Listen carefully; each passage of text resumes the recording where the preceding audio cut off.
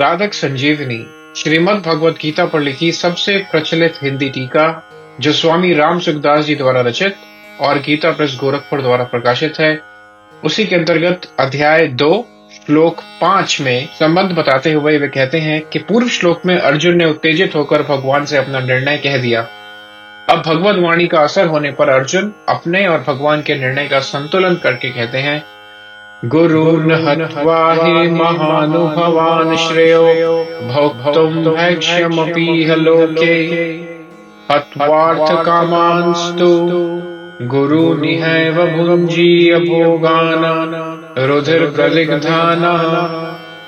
अर्थात महानुभाव, गुरुजनों को न मारकर इस लोक में मैं भिक्षा का अन्न खाना भी श्रेष्ठ समझता हूं, क्योंकि गुरुजनों को मारकर यहाँ रक्त से सने हुए तथा धन की कामना की मुख्यता वाले भोगों को ही तो भोगूंगा।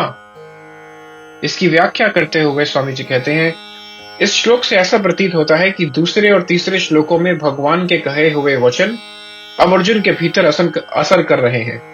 इससे अर्जुन के मन में यह विचार आ रहा है कि भीष्म, द्रोण आदि गुरुजनों को मारना धर्म युक्त नहीं है। ऐसा जानते हुए भी भगवान मुझे बिना किसी संदेह के युद्ध के लिए आज्ञा दे रहे हैं, तो कहीं ना कहीं मेरी समझ में ही गलती है। इसीलिए अर्जुन अब पूर्व श्लोक की तरह उत्तेजित होकर नहीं बोलते, प्रत्युत कुछ ढिलाई से बोलते हैं। अब अर्जुन पहले अपने पक्ष को सामने रखते हुए कहते हैं कि अगर मैं भीष्म, द्रोण आदि पूज्य जनों के साथ युद्ध नहीं करूंगा तो दुर्योधन भी अकेला मेरे साथ युद्ध नहीं करेगा। इस तरह युद्ध ना होने से मेरे को राज्य नहीं मिलेगा, जिससे मेरे को दुख पाना पड़ेगा, मेरा जीवन निर्वाह भी कठिनता से होगा। यहां तक कि क्षत्रिय के लिए निषिद्ध जो भिक्षावृत्ति है उसको भी जीवन निर्वाह के लिए ग्रहण करना पड़ सकता है। परंतु गुरुजनों को मारने की अपेक्षा मैं उस कष्टदायक भिक्षावृत्ति को भी ग्रहण करना श्रेष्ठ समझता हूं। इस इहलोके कहने का तात्पर्य है कि यद्यपि भिक्षा मांगकर खाने से इस संसार में मेरा अपमान तिरस्कार होगा, लोग मेरी निंदा करेंगे, तथापि गुरुजनों को मारने की अपेक्षा भिक्षा मांगना श्रेष्ठ है। अपि कहने का तात्पर्य है कि मेरे लिए गुरुजनों को मारना भी निषिद्ध है और भिक्षा मांगना भी निषिद्ध है, परंतु इन दोनों में भी गुरुजनों को मारना मुझे अधिक निषिद्ध दिखता है। हत्वार्थ कामांस्तु से लेकर रुधिर प्रदिग्धान तक अब अर्जुन भगवान के वचनों की तरफ दृष्टि करते हुए कहते हैं कि अगर मैं आपकी आज्ञा के अनुसार युद्ध करूं तो युद्ध में गुरुजनों की हत्या के परिणाम में मैं उनके खून से सने हुए और जिनमें धन आदि की कामना ही मुख्य है, ऐसे भोगों को ही तो भोगूंगा। मेरे को भोग ही तो मिलेंगे। उन भोगों के मिलने से मुक्ति थोड़ी ही होगी, शांति थोड़ी ही मिलेगी मुझे।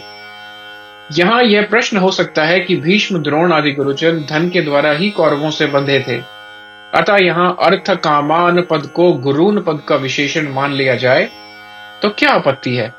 इसका उत्तर यह है कि अर्थ की कामना वाले गुरुजन, ऐसा अर्थ करना उचित नहीं है। कारण कि पितामह भीष्म, आचार्य द्रोण आदि गुरुजन धन की कामना वाले नहीं थे। वे तो दुर्योधन के वृत्ति भोगी थे। उन्होंने दुर्योधन का अन्न खाया था, अतः युद्ध के समय दुर्योधन का साथ छोड़ना कर्तव्य ना समझकर ही वे कौरवों के पक्ष में खड़े हुए थे। दूसरी बात, अर्जुन ने भीष्म, द्रोण आदि के लिए महानुभावान पद का प्रयोग किया है। महानुभावान पद का प्रयोग किया है, अतः ऐसे श्रेष्ठ भाव वालों को अर्थ की कामना वाले कैसे कहा जा सकता है? तात्पर्य है कि जो महानुभाव हैं वे अर्थ की कामना वाले नहीं हो सकते हैं, और जो अर्थ की कामना वाले हैं वे महानुभाव नहीं हो सकते। अतः यहां अर्थ कामान पद भोगान पद का ही विशेषण हो सकता है। इसी श्लोक की व्याख्या के अंतर्गत स्वामी जी एक विशेष बात कहते हैं।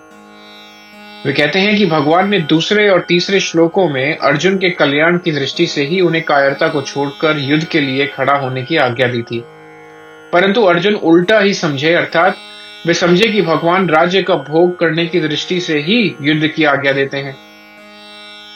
पहले तो अर्जुन का युद्ध न करने का एक ही पक्ष था, जिससे वे धनुष बाण छोड़कर और शोकाविष्ट होकर रथ के मध्य भाग में बैठ गए थे। परंतु युद्ध करने का पक्ष तो भगवान के कहने से ही हुआ है।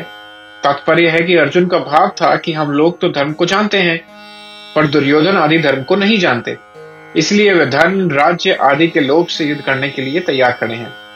अब वही बात अर्जुन यहाँ अपने लिए कहते हैं कि अगर मैं भी आपकी आज्ञा के अनुसार युद्ध करूं तो परिणाम में गुरुजनों के रक्त से सने हुए धन, राज्य आदि को ही तो प्राप्त करूंगा।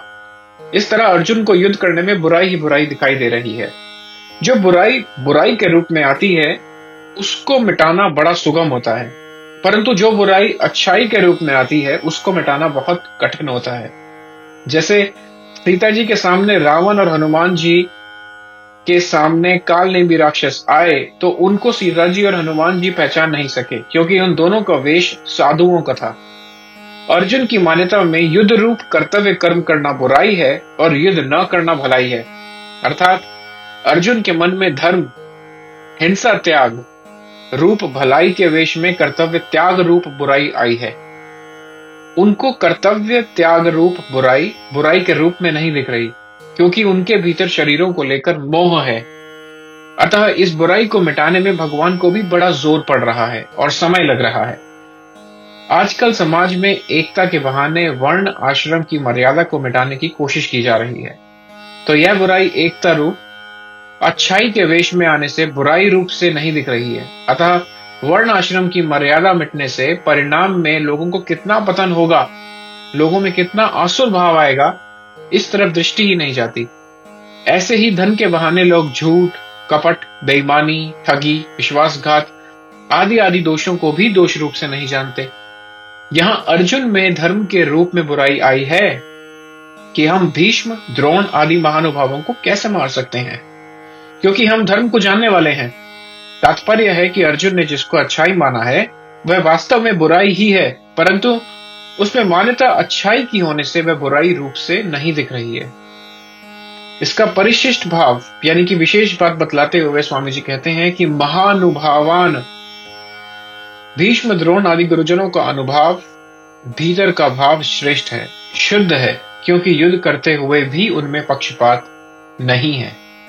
यहां तक अध्याय 2 श्लोक 5 की व्याख्या संपन्न हुई। अगले श्लोक आगे के वीडियोस में।